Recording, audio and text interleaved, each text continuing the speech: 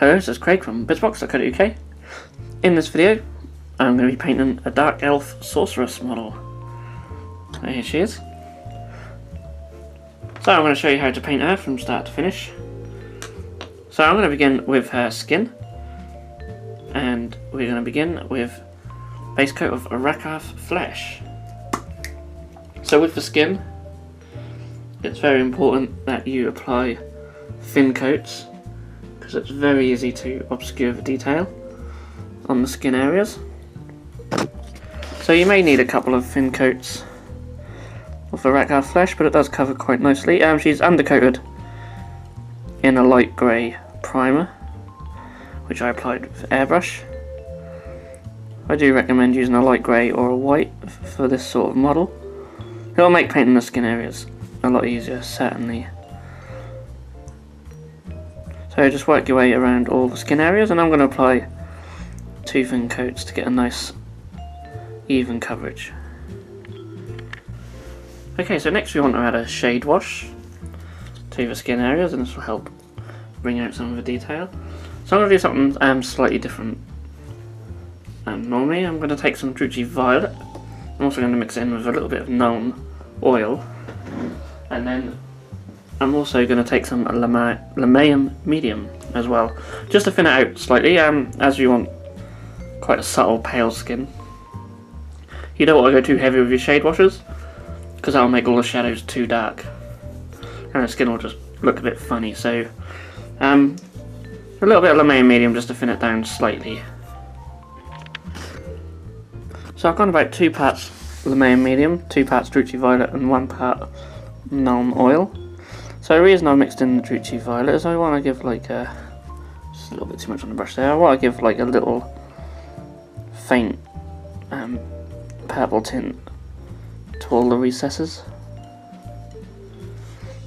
This will of course tint the overall value as well, but when we come in the next step we'll re-establish that Arachaf flesh, and then we'll add some highlights as well. So see, I'm just being quite light with this, but at the same time I'm putting on enough so we can still pick out all the recessed areas and the details.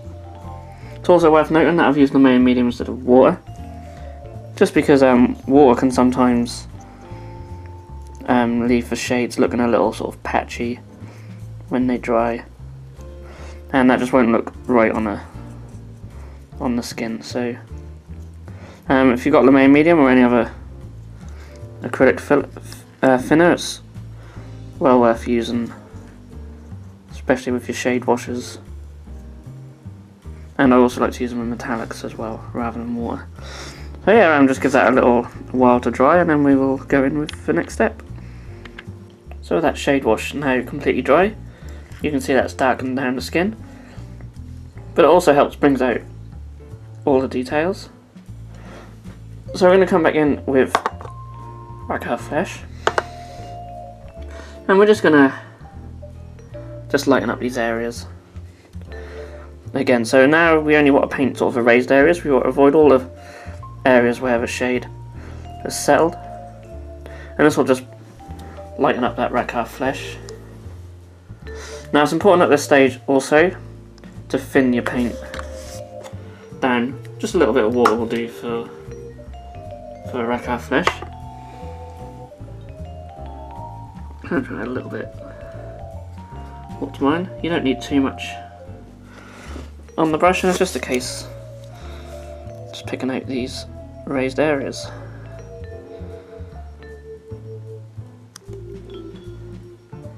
Not too much on the brush there.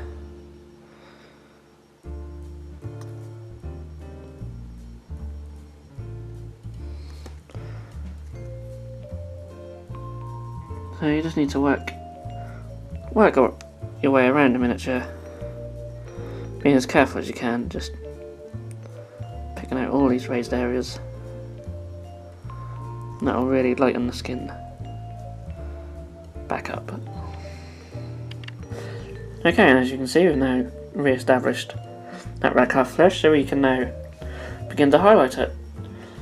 So our first highlight step we're going to take some powdered witch flesh and we're going to mix it in with our original colour Rakar flesh.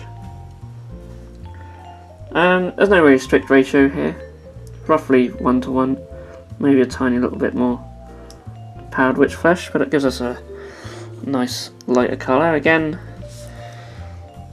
you need to have it thinned out so it flows quite nicely. And we're just going to sort of pick out the more raised areas now. You can see it looks quite light as it goes on, but as it's quite thin, once it dries that'll look a bit more subtle. So we're going to work just around the belly here. Now I'm applying it with a very fine brush here. So it's worth just taking your time, using a nice small brush. Pick out all these raised areas. I'm picking out collarbone and along the side of the neck there, and I'll pick out features on the face such as the nose and the cheekbones, ears, and then work around and the muscles on the arms. So that first highlight now complete, we move on to our next highlight, and this is going to be just pure pallid witch flesh. Now I'm not going to apply this to many areas at all, and I'm going to thin it right down, because we want this to be quite a subtle highlight.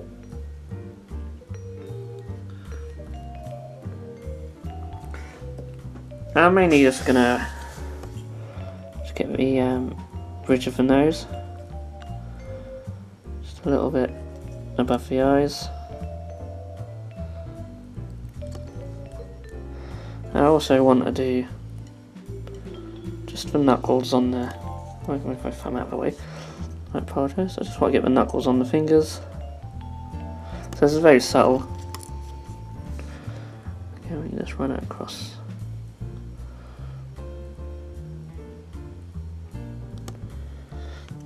And then if you wish as well, you could just get some of the tops of the muscles. Again, just keep them very subtle. I will just get the collarbones as well, I think.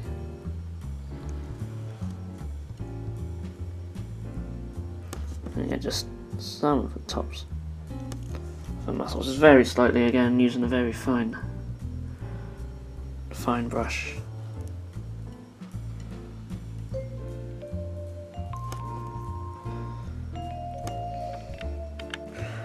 So that is the skin pretty much complete. I will come back in later to do her eyes, but for now we're going to move on to the hair.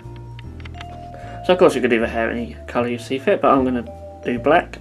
So of course we're going to start with Abaddon Black.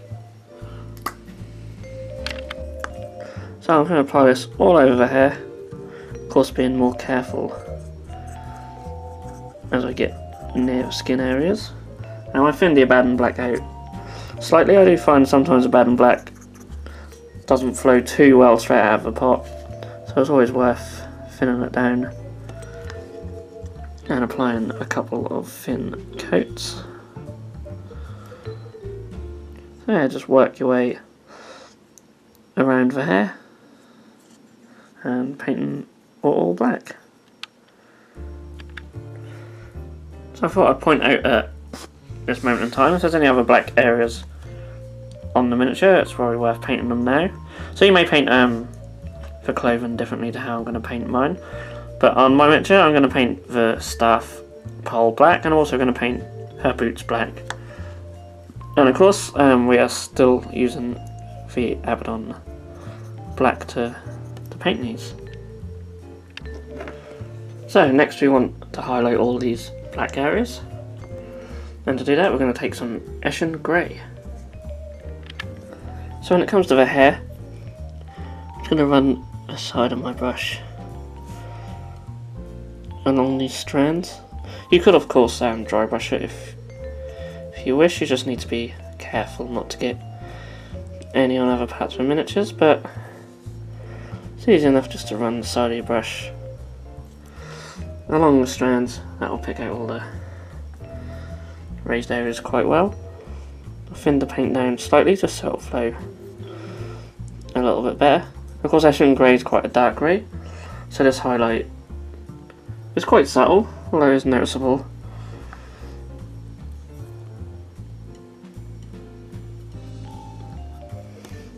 When it comes to the boots, I'm also going to use Eshin Grey, but I'm just going to get some on my brush.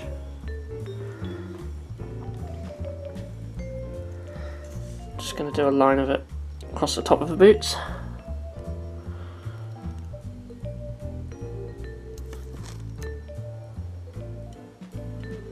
Bit tricky to do on camera well.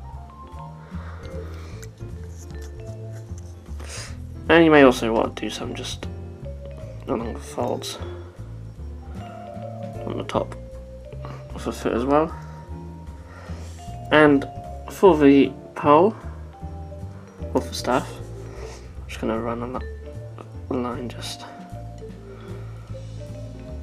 all the way up with the side of my brush, being careful not to get any on the skin. I don't know why you can see that because I think the light's reflecting off that area a bit, but just gonna go around and do the rest of her hair before we do the next step. So you could leave all the black areas like this.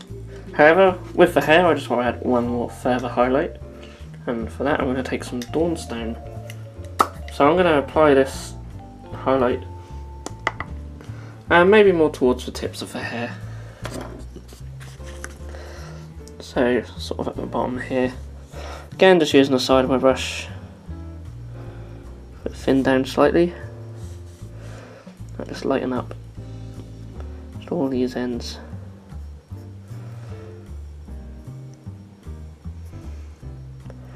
Like so. Now I'll just work around for the rest of the hair, and then we can move on to some other areas of the miniature.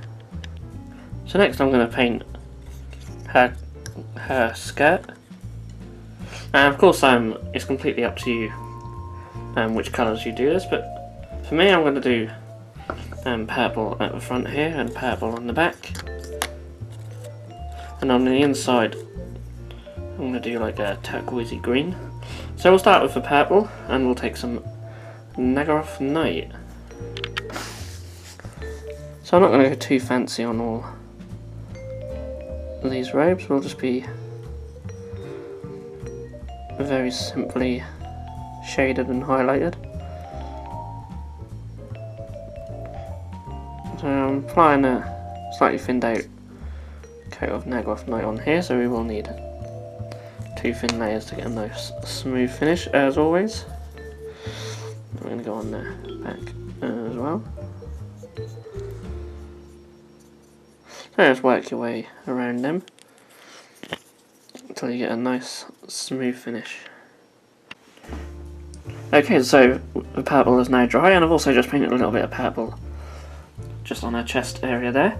And before we shade and highlight her, I'm just going to paint the inside of the robes, and for that I'm going to take some Stegadon Scale Green. So this is a bit of a tricky area to get to, especially on the inside. So just take your time and be very careful not to get any of the Stegadon Scale Green on the rest of the miniature. So again, if you thin it down, that'll flow quite nicely, but you may just need a couple of thin coats. And just do your best to try and paint on the inside there. Of course, if you make any mistakes, you can just paint back over them. Okay, with them 2 colours now completely dry, I'm going to give them a shade wash of Unknown Oil. This will darken them down and also provide some shadows in the recesses of the cloth. So you don't want to just apply it too heavily, but you don't want to be sort of too generous either. I am just using it straight out of the pot, but I'm going to make sure I put it on nice and evenly.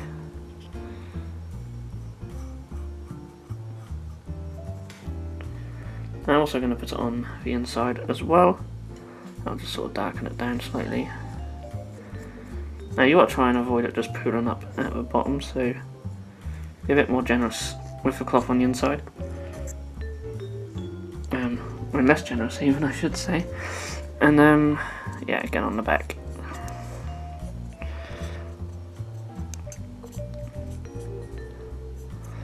One little trick you can do as well to stop it pooling up at the bottom of the cloth is just to leave the miniature upside down as it dries. That way the ink wash will settle here, which is not too bad because you don't mind having the shadows there. It's just at the bottom of the cloth.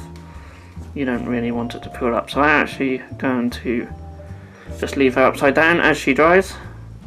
That should hopefully stop us having too much ink pooling up at the base of her skirt. So yeah, I'll leave her to dry and then we will start highlighting. So with the shade wash now dry, we can begin to add a simple highlight to these, and I'm going to take some Naggaroth Night and I'm going to mix in a little bit of Screaming Skull. Now I quite like mixing in Screaming Skull instead of white to lighten up colours. It just sort of keeps them quite warm. I'm going to do roughly 2 parts Naggaroth Night to 1 part Screaming Skull. That'll give us a nice, slightly lighter purple, which would be really nice for our highlights. So, in regards to the cloth, I'm just going to try and follow these lines, and I might need to switch to a bit better brush than this, but again, we keep it nice and thin.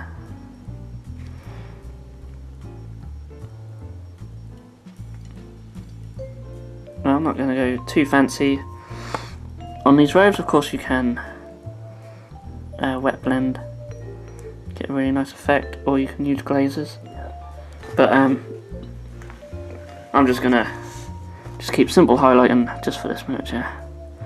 There is a video on this channel on how to wet blend robes, which would be suitable for something like this if you wanted to take it just a little bit further.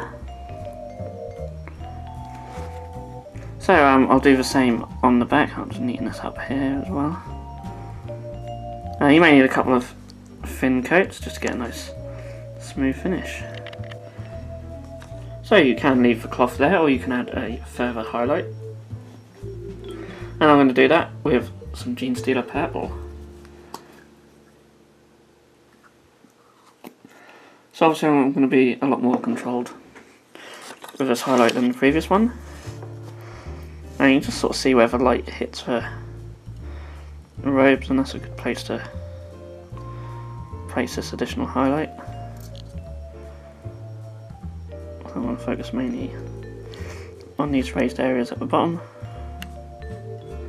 like that, and I'll just paint this sort of triangle shape at the top, like that.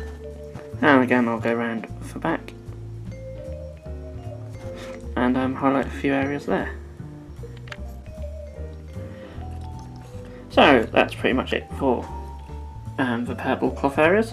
In regards to the turquoisey green areas, I'm going to come back in with some Stegadon Scale green, and I'm just going to re-establish that base coat. I'm not really going to bother too much with any sort of fancy highlighting here, as this area is sort of just quite far behind her, so it'll be probably a bit darker anyway, but especially behind here. And I quite like this Stegadon Scale green colour as it is. You can of course just run a highlight across the top if you wanted.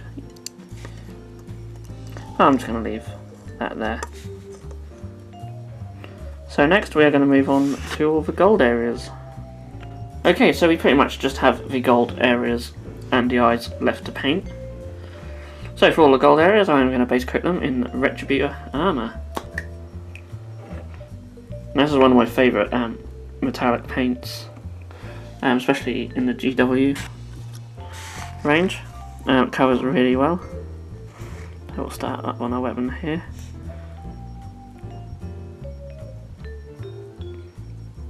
You can see it goes on over the grey primer really well.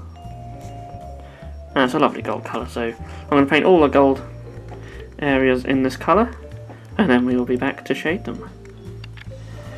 So, gold areas. Now in base coat, and it's time to give them a little wash. And I'm going to take some Seraphim Sepia. So this is quite a nice colour to wash the gold areas in. Of course, there's many colours you can use to wash gold. Purple gives quite a nice effect. You can even use reds. And of course Agrac's shade, but for this instance I'm going to use the Sepia. That's a nice little subtle highlight, shade even, sorry, to the gold. This all helps keep that nice and shiny.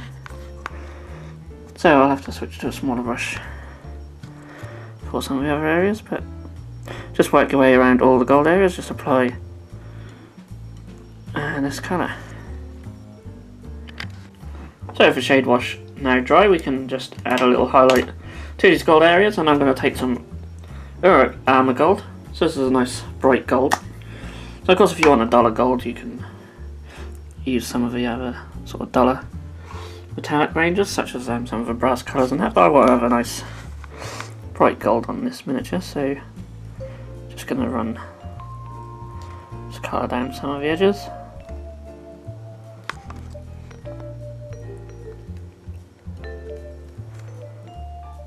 Some of the gold areas are quite small. This bit on the staff is like the largest. And when it comes to smaller areas, all you need is just a tiny little bit of this colour, and you can just run it along just some of the edges and just some of the higher points. Again, you can sort of see where the light's hitting our chest plate there, so that's always a good place to put your highlights, wherever the light's hitting, or just round the edges, whichever you prefer.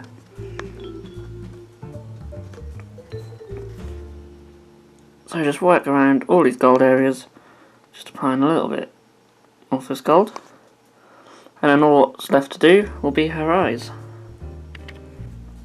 Okay, so for her eyes, I'm going to give them a slight glow, but before I do that, excuse me, I'm just going to take some white scar, and this is just a base coat, the eyes themselves. Now this model's quite good to practice painting eyes on. As you can see, they stand out quite well, so they're quite easy to paint compared to other eyes. You just need steady hand and a fine tip on your brush, but it's pretty simple just to pick out these white areas here. And while you've also got the white out, you can, if you wish, paint the teeth on the top of her mouth, which is what I'm going to do now. And then we'll come back for the final part, where we'll add a nice little glowing effect to her eyes. So I've painted her eyeballs in white, and I've also picked out her teeth. And just off camera I used some Screamer Pink just to pick out her tongue. So just to add a little glowing effect around the eyes, you can use any colour you wish. I'm going to go with red, so I'm going to take some Bloodletter Glaze. Of course you can use any of the other Citadel glazes, or if you thin down one of the washes with a little bit of Lamayan Medium, you can make a nice little glaze of any colour you wish. Now you only want a very small amount on your brush really, and you can literally just sort of dab it just in and around these eyes, like so. And if you just have a little bit just around the white areas, that'll create this nice little simple glow. It looks pretty cool. And with that, she is complete. All I've got to do now is base her, and she can join the rest of my army. So I hope you enjoyed watching this video. My original intention was just to show off how I paint the skin on the Dark Elf miniature, but I thought I'd do a start to finish tutorial on a miniature, and I want to do more videos like that for the channel, so you'll be seeing some more of them soon. So if you want to hit that subscribe button, you can keep up to date with all the future videos that will be coming up soon on this channel. And of course, if you enjoyed this video, please give it a thumbs up. So all that's left to say is thank you so much for watching, and I will see you all again in the next video.